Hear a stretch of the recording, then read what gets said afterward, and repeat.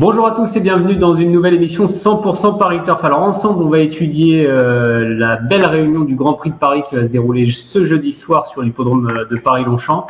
Et j'ai la chance d'être très bien entouré aujourd'hui pour en parler avec notamment Florent Béas qui est à mon côté. Salut Florent. Salut Romain, bonjour à tous. Hubert qui est en dessous de toi, juste en dessous de toi. Salut à tous. Et Paul qui nous a rejoint aussi du Sud. C'est un honneur pour moi d'être à cette table. Bonjour à tous. Ça nous fait plaisir. Bon, messieurs, on a 9 courses à étudier. On va pas perdre de temps. Vous connaissez le principe. 2 chevaux par course et un conseil de jeu en fin d'émission. On commence avec la première, le prix de la Harpe. C'est un Méden réservé à des 2 ans. Alors, il y a un forfait déjà et une pouliche forfait. C'est le numéro 7, Mer Noire. On va commencer. Allez, Florent, dans l'ordre des aiguilles du montre. On y va. Oui, ils sont que 6, mais c'est pas forcément une épreuve si simple à déchiffrer. À mon avis, il n'y a pas une base solide dans cette course. Je retiens timidement le 3, Sunshine Flame, à tout de Nicolas Clément, qui s'est montré un peu bébé. Il y avait de bons bruits lors de ses débuts. Elle n'a peut-être pas forcément compris ce qu'on lui demandait. Elle a semblé prise de vitesse. Elle devrait apprécier le rallongement de la distance et pourquoi pas jouer un très beau rôle. Et je lui oppose le 6 Adeva, une ligne élite qui dépend de l'entraînement très habile de Christophe Ferland. Si l'entourage a décidé de la débuter ce 14 juillet à Longchamp, c'est certainement un signe de qualité. Elle est plutôt bien née. Donc les numéros 3 et 6. Hubert.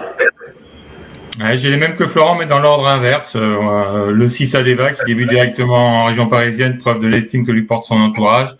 Et puis après, la Clément, le 3 Sunshine Flynn. La ligne est intéressante. Elle a terminé dans le sillage d'une pouliche qui a gagné, je crois, dernièrement sur l'hippodrome de Dieppe. Alors l'exercice est différent parce qu'elle avait débuté en ligne droite. Là, il y a tournant, mais ça devrait pas lui déplaire. C'est manifestement une pouliche promise à un bel avenir. Donc 6 et 3, 3 et 6, on peut hésiter. Paul, est-ce que tu sors de ces 2 pouliches-là? Alors, j'ai gardé comme eux la ligne édite Adeva, là, qui dépend d'un tandem en forme de Guyon et Ferland. Mais j'ai une préférence, moi, pour le numéro 1, le 100 Réminis. J'ai trouvé que la ligne de ses débuts était bonne. La ligne a répété.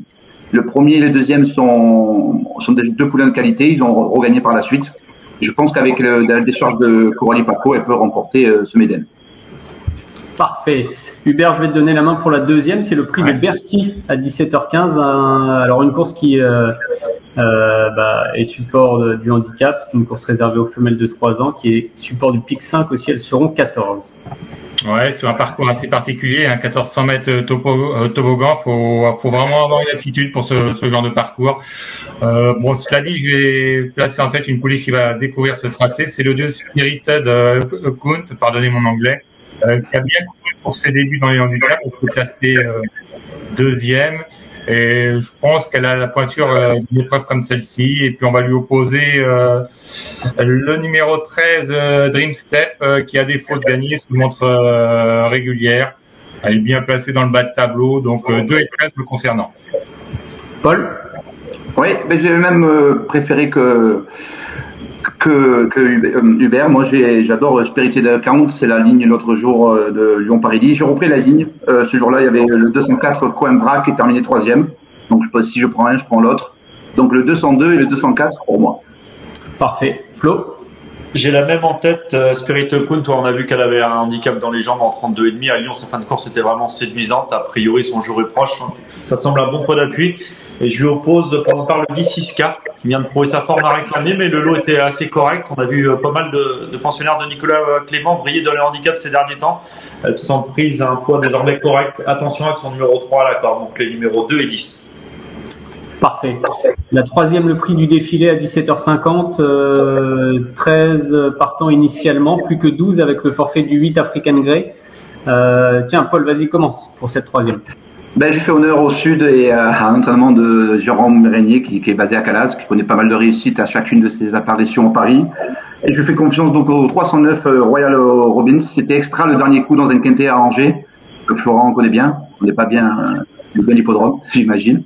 Et donc je me suis dit là, dans ce deuxième épreuve, c'est une première chance. Et je lui oppose notamment le 313 de Champ, qui retrouve la forme, qui va pour moi apprécier l'allongement de distance. Et je pense que c'est un outsider valable dans ce multi. Florent? Une course assez ouverte, j'ai pas de grande conviction. Pour ma part, j'ai mis en tête le 10 Admirage. très régulière, elle est en forme et elle reste sur un succès assez autoritaire sur les courbes de Saint-Cloud. La montre de Michael Barzalona, la corde 4, on n'en a pas parlé encore, je crois, depuis le début de l'émission, mais je pense qu'il va falloir tenir compte des places à la corde. Je dis à Longchamp, la piste va être rapide, pas forcément être évident de revenir de l'arrière-garde, donc je pense que les concurrents qui vont être les mieux placés dès le début peuvent jouer les premiers rôles. Et je lui oppose le 4, Liénissé. C'est un cheval, il y aura une cote spéculative, il n'est pas de tous les jours, mais sur ses meilleures valeurs, il a déjà prouvé qu'il avait la pointure pour se placer au niveau quintet, donc ça doit suffire pour faire l'arrivée à ce niveau. Donc 10 et 4. Ok, Hubert. J'ai le même préféré que notre ami Pierre avec le 9 Royal Robin. Paul. Ah oui, Pierre-Paul. Ouais. C'était juste Pierre-Paul Jacques, on est bon.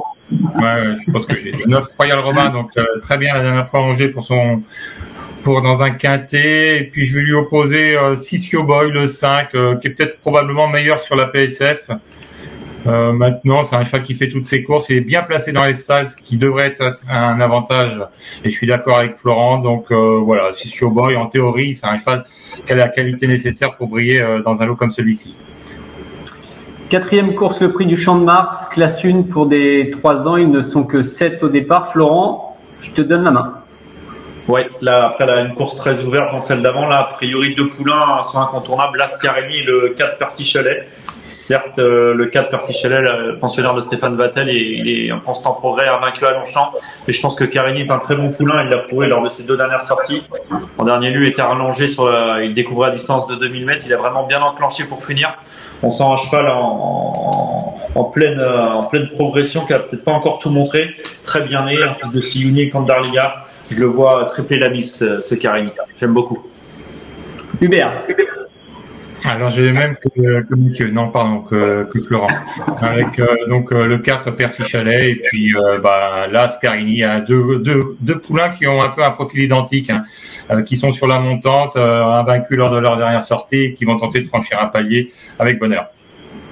Ouais, les valeurs parlent vraiment pour eux. Paul, est-ce que tu as tenté quelque chose dans cette course? Malheureusement, non. Si on a raison de ton mur, on aura raison de tous les 3. Sinon, on ira droit dans le mur, mais c'est pas la première fois. Je crois que 4 et As sont de bonnes bases pour moi dans cette épreuve. Et je tiens à rajouter et à préciser que le tandem Théo Bachelot et Stéphane Vattel à Longchamp, vous êtes bénéficiaires depuis le début de l'année si vous les avez joués. Et j'invite d'ailleurs nos téléspectateurs à regarder notre journal avec la partie rubrique statistique très intéressante. En jouant le tandem Bachelot-Vattel, on est bénéficiaire à Longchamp, je précise. Voilà.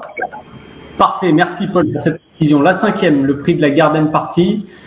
Départ 18h58, on va avancer bien sûr dans la soirée. C'est une classe 3 ouverte. J'ai l'impression, en tout cas, vous allez nous en dire plus. Hubert, vas-y, commence cette 5e course. Ouais, c'est pas l'épreuve la plus facile de la Réunion, hein. C'est un handicap des plus ouverts.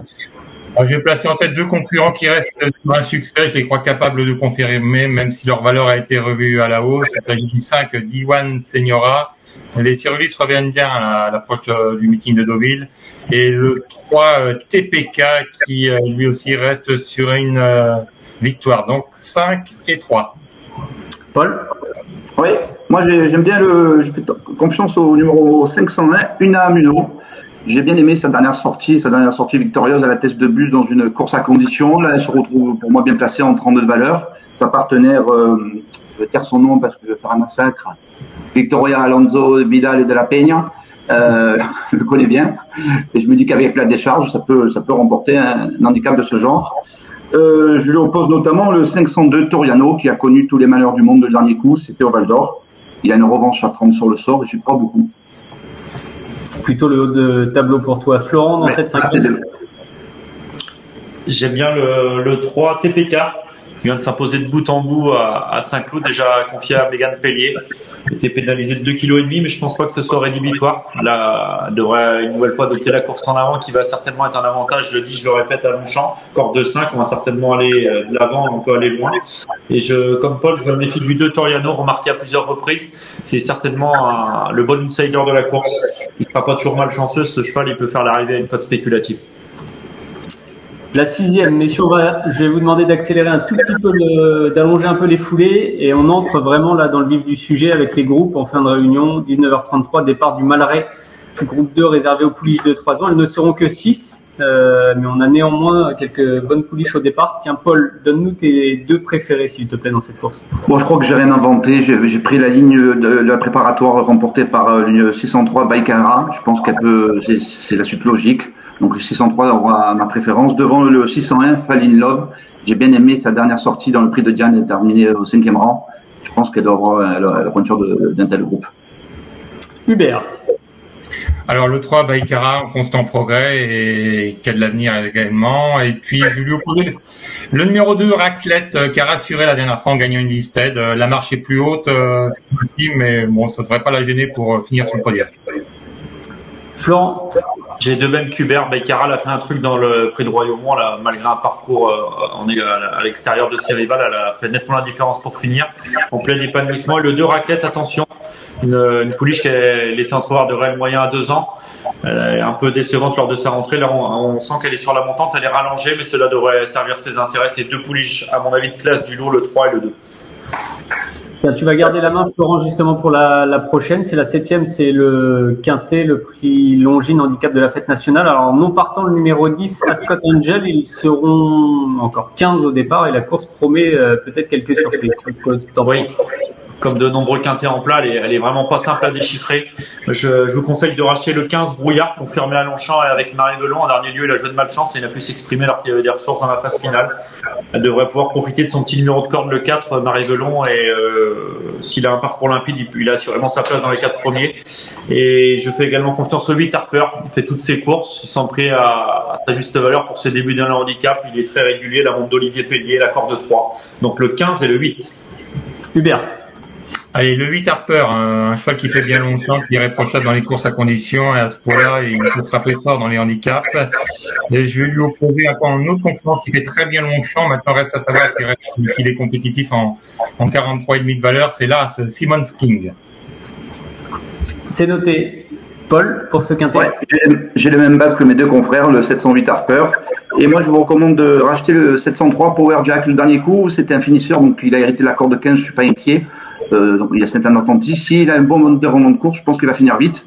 Et le dernier coup, c'était vraiment pas mal sur 1400 mètres, donc le rallongement de la distance va lui convenir. Parfait. La 8e, évidemment, c'est la course que l'on attend presque tous, le Grand Prix de Paris à 20h50. Hubert, tu vas commencer pour cette épreuve. Alors, ils ne sont que 6, les mâles de 3 ans, ouais. Mais on a quand même du très très beau monde en piste. Mais les 6 concurrents ont une chance. Je ne sors pas le parapluie en disant ça, mais vraiment, c'est une course qui est très ouverte malgré le faible nombre de partants. Allez, je vais prendre le 2 Honesto, c'était très bien la dernière fois dans le Jockey Club et je pense que le rallongement de la distance va l'avantager. Et je vais lui opposer un autre concurrent en plein épanouissement, c'est le 4 Sim Camille. Donc 2 concurrents entraînés en France. 2 et 4. Paul. Là aussi, moi j'ai le même que Hubert, Honesto 802, c'était un poulain très estimé. Il a vraiment fini dans une belle action dans le Jockey Club. Je pense que l'allongement de distance va lui convenir. Et si je reprends Honesto, il faut prendre en compte aussi le 802 El Bodegon, qui était 2e du Jockey Club. Là aussi, c'est une priorité à mes yeux. 2 et 6 alors pour toi. Florent. J'ai le même favori qu'Hubert et Paul, Honesto. Ouais, ça, je me répète, mais sa fin de course, comme à l'Hakim, il a très bien couru. Il était trop loin pour espérer jouer les premiers rôles, mais il a vraiment conclu dans une belle action. Il va être avantagé par le bon terrain. Et je lui oppose pour ma part, mais comme l'a dit Hubert, c'est une course très ouverte. Les 6 peuvent espérer monter sur le podium. Le 3, Peace Badil, placé de l'Irish Derby en battant notamment Tuesday. C'est de très bonnes lignes. Il a été supplémenté par son entourage. Attention à ce visiteur portant la casaque Niarchos. C'est noté. Paul, tu vas finir avec le prix Maurice Deniol, prix Radio FG à 21h35. Alors là, on passe vraiment sur une longue distance, 2800 mètres pour les 6 partants qui sont âgés de 4 ans et au-dessus. 5 ans précisément. Vas-y, je te laisse la main pour cette 9e. C'est vrai, Romain, et de la tenue, il en a. C'est le numéro 3, 903, The Goodman. Là aussi, il dépend du tandem en forme, comme je vous disais précédemment. Stéphane Vattel et Théo Bachelot. Il a fait ses preuves cette année sur les parcours de tenue. Je pense que c'est un solide point d'appui. Et je me méfierais du visiteur anglais, le 901 Kickthorn, qui est arrivé à maturité cette année. Sa musique est extraordinaire depuis le début de l'année. Pour moi aussi, il doit jouer les tout premiers rôles. Donc le 903 et 901. Hubert. J'ai les mêmes que notre ami Paul. Le 3 The Goodman, bon, c'est un cheval qui est très confirmé dans les groupes et qui fait très bien Longchamp. Par contre, là, ce Queenstone, oui, en théorie, c'est une belle chance. Maintenant, il doit faire ses preuves à Longchamp. Il avait échoué sur cette piste, je crois que c'était l'an dernier dans le Prix Royal Oak. En terrain très souple. Ouais. Ok, ça marche. Florent, pour cette dernière. Je vais pas ajouter grand-chose. J'ai les deux mêmes que mes confrères. Maintenant, comme l'a dit Hubert, Queenstone, une course à Longchamp, le Prix Royal Oak. Alors, soit c'était l'état du terrain, ou il était peut-être défraîchi, il avait beaucoup couru en fin d'année. Donc, faut peut-être pas lui en tenir rigueur. Mais sur ses perfs du printemps, là, ses dernières perfs, c'est un lauréat potentiel. Donc, ça va. 3 et As pour vous trois, hein. C'est limpide, ça a l'air limpide en tout cas quand on vous écoute. C'est l'heure des conseils de jeu. Alors je vais donner la main à Paul pour son conseil de jeu et puis on va se faire un petit tour de table ensuite. Ouais, j'ai tenté un truc avec le 202 Spirited Account qui pour moi en 32,5 me paraît déclassé au niveau handicap. Elle a hérité un bon numéro de corde, je la vois tout simplement remporter son premier handicap et briser le signe indien, le 202. Merci Paul Hubert. Allez, dans la troisième course, le 9, Royal Romain, qui a très bien couru dans un quintet angevin et qui a certainement la qualité nécessaire pour remporter une épreuve comme celle-ci. Donc 309, Royal Robbins. 309, Florent. Le 401 Carigny, un poulain sans Altesse Agacan qui m'a vraiment bien plu lors de ses 2 dernières victoires. À chaque fois, il a vraiment bien accéléré. On sent un poulain en constant progrès. Il va tenter de tripler la mise. Il faudra battre Percy Chalet. Bon, si je vous écoute, en fait, on commence bien la réunion. On fait 202, 309, 401 et ensuite on met tout sur les groupes. Et on passe à la caisse. C'est limpide. Merci messieurs. Une bonne réunion du Grand Prix de Paris. J'espère qu'on se retrouvera bien sûr très bientôt dans une prochaine émission 100% Paris Turf. Bonne journée à tous et surtout bon jeu à tous. Salut. Merci. Salut.